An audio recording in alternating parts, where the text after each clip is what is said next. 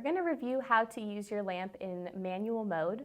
So right when you plug in your SkyView 2 Pro for the first time, your lamp is going to be flashing red, as you can see here at the base of the globe. This is indicating that you are in pairing mode. This would be the time where you would pull out your SkyView app on your mobile device or your tablet, and the two would be synced within a minute. But in some cases, maybe you don't want to use the app right off of the bat, so I'm going to show you how to use your lamp without it. There's a button right here. All we're going to do is press and hold for 4 seconds.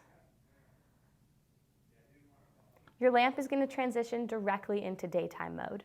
On that same button, there is going to be the ability to twist to the left, and you'll see that lamp start to dim down.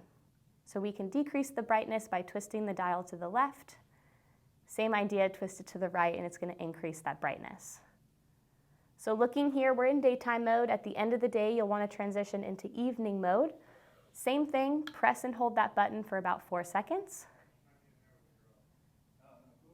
And there you go. So those are the instructions to use SkyView 2 Pro without the app.